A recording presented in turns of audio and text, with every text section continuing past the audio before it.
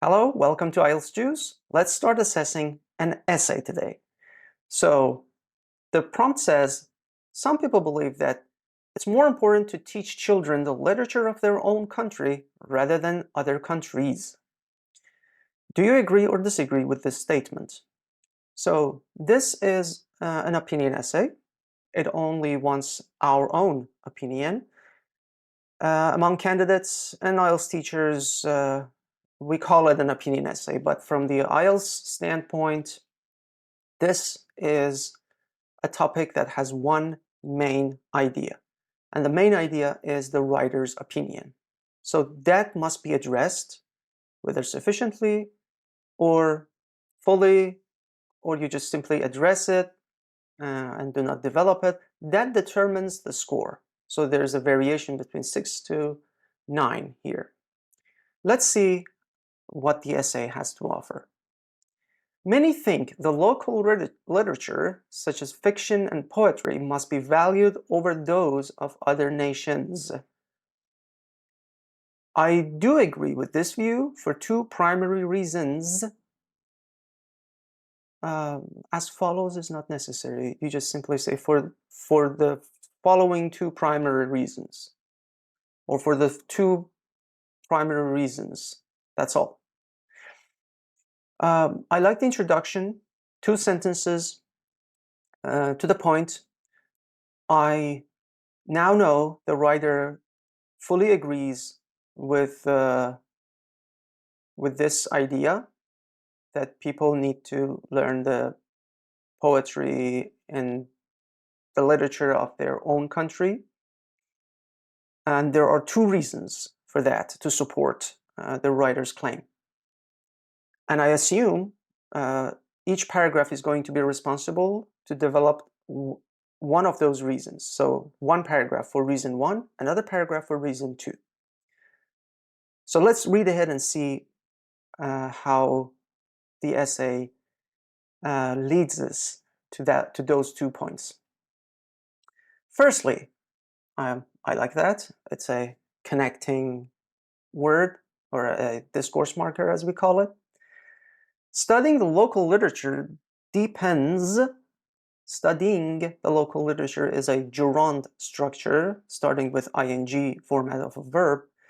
Gerunds are nouns, or considered nouns, so studying the local literature is all one noun group, and it's singular. So we need the verb to agree with the subject. Depends the understanding of one's own country, comma, particularly, we need a comma here, particularly for children at a young age in school.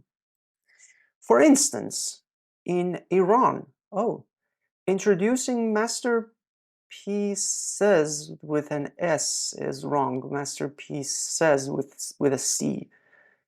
Like Shahnameh. Okay, so these are names. Look, guys, these are all proper nouns. Proper nouns means words of names of people, names of places, but mostly names of people for us is important at IELTS. They do not necessarily give you a vocabulary range. If I put or write names here, even if you write names correctly, for instance, many famous singers, like, I don't know, Michael Jackson, for instance, and you know how to spell Michael. But that doesn't necessarily give you range of vocabulary. It's not going to impress the examiner. So sadly, the examiner will just ignore these nouns because, well, I mean, they are English versions of Persian words or Iranian words. So they Iranians decide how to spell them. and that is the reason they might be even in some cases some different variations. All in all, um, writing names is okay, but I just want to uh, emphasize that these do not necessarily give you an extra point. To adolescents, will give them a reliable source of information so that they can be aware of their rich culture and history. Very good, yes, definitely. Rich culture and history. Good collocation, by the way, rich culture. Such that makes a sense of belonging. In a way that it makes a sense of belonging and unity for them. That it gives this sense to them, I guess. Yeah, there's. I understand what the writer intended to say here, but the wording is a little bit weird. Furthermore, having access to a huge and various source of literature from all over the world, plus social media, movies, and series in our contemporary world is, again, it's a gerund structure. All of it is a noun group. Having access to A, B, C, D is fading diversity and leading to a homogeneous. We don't need this part. It's not a. We don't need a noun here. We need an adjective. Homogeneous world. Okay, very bold claim. A lot of words, and this is difficult. Now I don't know how we can continue. You see, there is media and movies and series mentioned here as items of literature. So, do we have enough time to develop all of them? Certainly don't. So that is a little troublesome. And or we basically needed another sentence before all this to say that, like in literature we consider this, and I mean movies and media. I don't know how you can relate media to literature. I'm a little bit lost here because there is a lot presented here and there is little information to support. Teaching local literature to the younger generation, therefore, demands further consideration. Okay. I feel we went so deep into the topic, and we abruptly came out of it. Suddenly, we reached the decision that yeah, teaching literature to the younger generation therefore demands further consideration. There is a gap here in my understanding. This is the first paragraph. The second one. Knowing and reading more of regional literature can boost individuals, I like punctuation here, individuals' personal and collective identity. Especially, we need a comma here, and especially starts with an E, the youth. Hence the importance of teaching district literature at schools. District literature, I'm not familiar with this collocation. I don't know what district literature, like literature for a neighborhood. We usually don't have that. It's not that the collocation is wrong. It's like it's weird. It's really weird, and I'm not sure if this is in the English language to say district literature. To exemplify, this is not the meaning that we want to say. If we want to say as an example, or for instance, or for example, or case in point, we need to follow the discourse markers that are already available to us. To exemplify has a different meaning, and it comes from an exemplary work, meaning it's a typical work. It's something that others should look up as a model, as something to follow. Now this, we cannot use this word to mean as an example.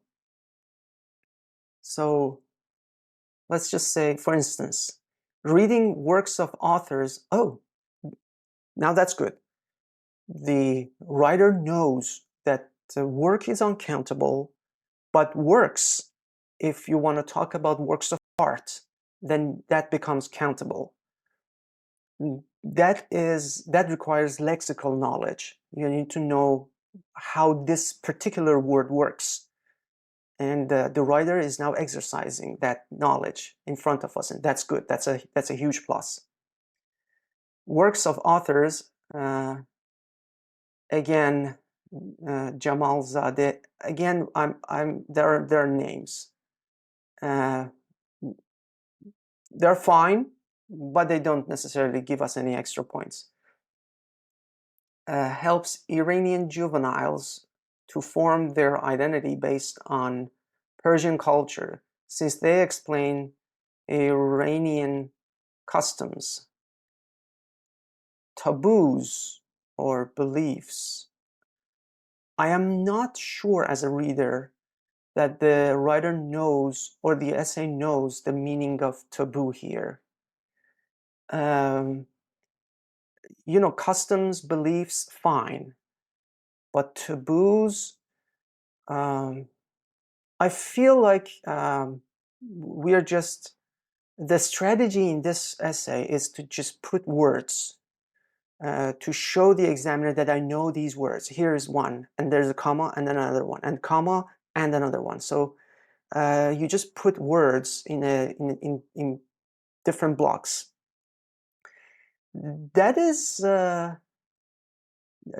when you make examples, that's not a bad idea. But when you explain, then these words they cannot come together. It's very hard to say customs and taboos. Yes, there are good ones. There are ones also that you need to avoid. So there are taboos. But in this case that we're just listing words, I am not convinced that the essay actually knows what the word taboo means. So I'm a little bit skeptic here. In their books, in the form of stories and poems. Good. The essay knows the difference between poetry, poets, and poems. Many confuse the words. They're very similar, but again, I see the range of vocabulary in this essay is very, very good. By way of conclusion, I like it. I once again reaffirm, a little redundant, but I love it. Reaffirm is a very good word.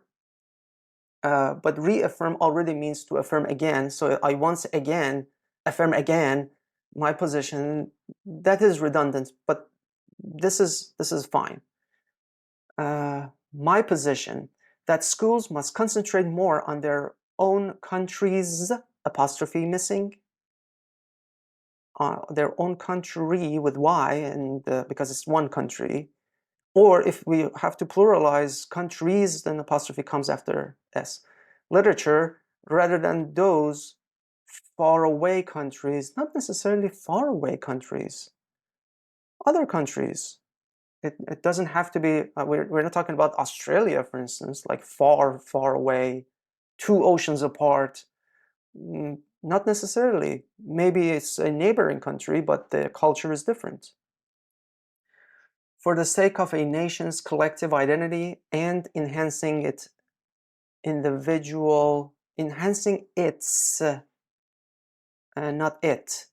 its individual's sense of belonging. Now, one key element here, I now see the conclusion concludes exactly what we read earlier, and the sequences of events for the sake of a nation's collective identity, this goes back to the first paragraph, and enhancing its individual sense of belonging goes back to the second paragraph. Now, this is a very good practice. Either in the introduction or in conclusion, you actually give your paragraphs a label, and the label are presented in a sequence of events, and the arrangement matches exactly how the paragraphs are arranged. That is optimum. That's the maximum. That is when IELTS will give you 9 in coherence and cohesion. Remember, there are 5 criteria here. So one of them, you will get a 9 because the events are presented sequentially. That leads us to the assessment criteria. Now, you can see that the information is presented in the sequence of events, and that's perfect. That's a 9. The reason it got 7 is because of some sentences that needed development in paragraphs. As you remember, in the first paragraph, I mentioned we had a ton of information, but we didn't have enough time to address them. And then there were vocabulary errors, some vocabulary errors, so the number was noticeable. And as you saw, there were some instances that it confused the reader. Grammar range was fine, very well. There were occasional errors in punctuation, and the errors did not affect the reader's understanding at all. So generally, this essay's only issue is lexical errors. Remember, your reports, your essays, and your letters are your representatives. So make sure they do their jobs well, and I wish you a lovely day ahead.